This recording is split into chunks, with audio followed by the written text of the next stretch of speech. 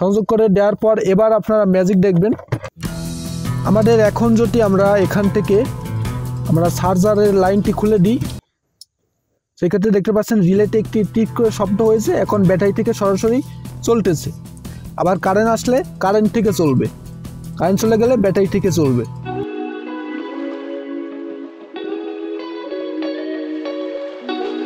আসসালামু আলাইকুম বন্ধুরা, আপনারা কেমন আছেন? আমার হাতে দেখতে পাচ্ছেন একটি ইউপিএসের সার্কিট। এটি হলো আপনাদের বাজারে পাওয়া এইটার মতো একটি সার্কিট, নিজে তৈরি করা। এখানে 3টা রিলে ইউজ করেছি, এখানে বুস্ট কনভার্টার ইউজ করছি দুটো, একটা অস্টারটর 5 এবং অস্টারটর 9 ট্রানজিস্টর ব্যবহার করছি। মেইন টার্মিনাল, মেইন ব্যাটারি অর্থাৎ সোলার। আমাদের আরেকটি টার্মিনাল দেখতে পাচ্ছেন, এই টার্মিনালটি হলো কারেন্টে 12 ভোল্ট যে চার্জার থাকে সেই চার্জারের।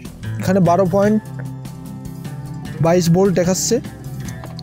আমরা এখন সর্বপ্রথম এই ব্যাটারি কানেকশনটি করে দিব। ব্যাটারি কানেকশন করার জন্য আমরা আলাদা এনে কানেকশন করে রাখছি।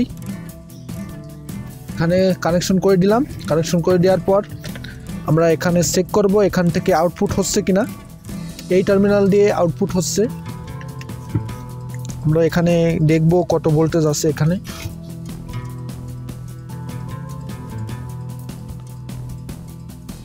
এখানে দেখতে পাচ্ছেন 9 ভোল্ট আছে। সোলারের ব্যাটারিটি হলো কন্ট্রোলারের মাধ্যমে যদি আপনারা চালান, সেক্ষেত্রে এখানে 11 ভোল্টের নিচে যাবে না, সেক্ষেত্রে রাউটার অনু নষ্ট হবে না। আপনাদের চেক করে দেখানোর জন্য এই ব্যবস্থা করা। আমরা এখন কারেন্টে এই টার্মিনালটি যদি কারেন্টে দিয়ে দিই, অর্থাৎ এখানে 9 ভোল্ট দেখাচ্ছে, 12 ভোল্ট দেখাচ্ছে, আমরা 12 ভোল্টে দিয়ে দিলাম। 12 ভোল্টে দেওয়ার সাথে সাথে নিয়ে রিলে কার্যক্রম শুরু করে দিয়েছে। এখন দেখব আমরা এখান থেকে কত ভোল্টেজ পাই। সেক্ষেত্রে দেখতে পাচ্ছেন সরাসরি ব্যাটারি থেকে চলতেছে। আমরা যদি এখন এই টার্মিনালটি কারেন্টে দিয়ে দিই, সেক্ষেত্রে দেখুন মিটারের দিকে লক্ষ্য রাখুন, দেখতে পাচ্ছেন ভোল্টেজ বেড়ে গেল। আবার যদি আমরা এখান থেকে খুলে দিই, সেক্ষেত্রে ব্যাটারি ভোল্টেজ পাচ্ছে। সেক্ষেত্রে স্বয়ংক্রিয়ভাবে এই ডিভাইসটি চলবে, কোনো অন অফ হবে না, ইউপিএসের মতোই কাজ করবে। এই হলো সেই সার্কিটটি। এই সার্কিটটি কিভাবে কাজ করে সেটি আপনাদের স্বল্প পরিসরে একটু দেখাবো আপনারা মনোযোগ দিয়ে দেখুন এই কানেকশনটি, তাহলে আপনারা নিজেরাই কানেকশন করতে পারবেন এই বড় ইউপিএসটি।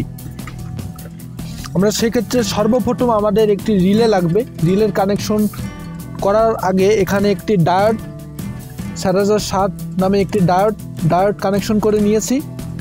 এই প্রান্তে পজিটিভ, অর্থাৎ রিলেটি যদি এইভাবে ধরি তাহলে দেখতে পাচ্ছেন এই রিলেটি হলো সর্বপ্রথম দুটো টার্মিনাল তো থাকে, তারপরে 3টি টার্মিনাল থাকে। 3টি টার্মিনালের আপনাদের দুই পাশে 2 টার্মিনালে শর্ট করে দিবেন এই ডায়োডটির পজিটিভ প্রান্ত এখানে দেখতে পাচ্ছেন, পজিটিভ প্রান্ত এখানে দিবেন এবং নেগেটিভ প্রান্ত এই সাইডে দিবেন।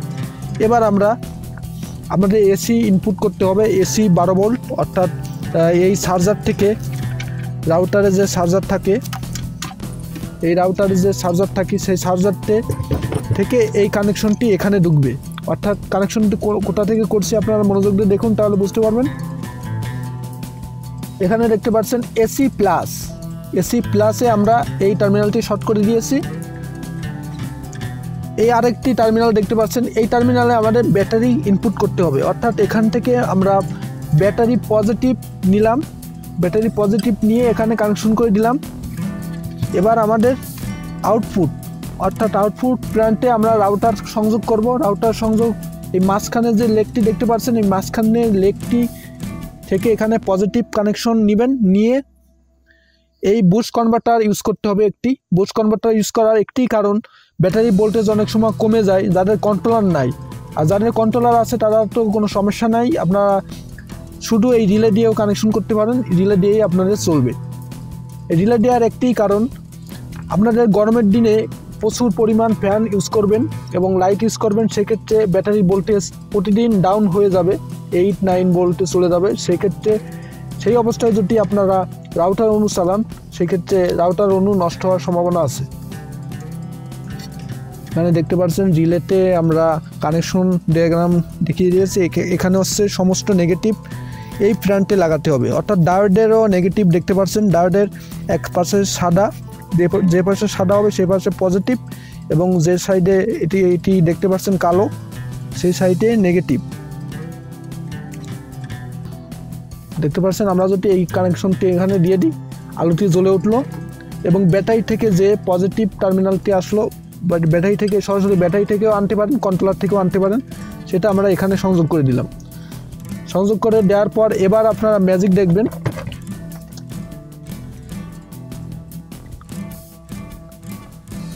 এখন আমরা মিটারটি এখানে রাখলাম এবং আমাদের যে এখান থেকে যে আউটপুট হয়েছে, আউটপুটে আমরা এই মিটারটি কানেকশন করে দিলাম।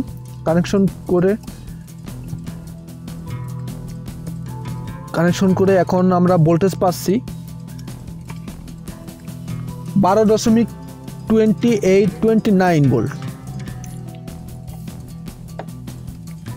আমাদের এখন যদি আমরা এখান থেকে আমরা চার্জারের লাইনটি খুলে দিই, সেক্ষেত্রে দেখতে পাচ্ছেন রিলেতে একটি টিক করে শব্দ হয়েছে। এখন ব্যাটারি থেকে সরাসরি চলতেছে।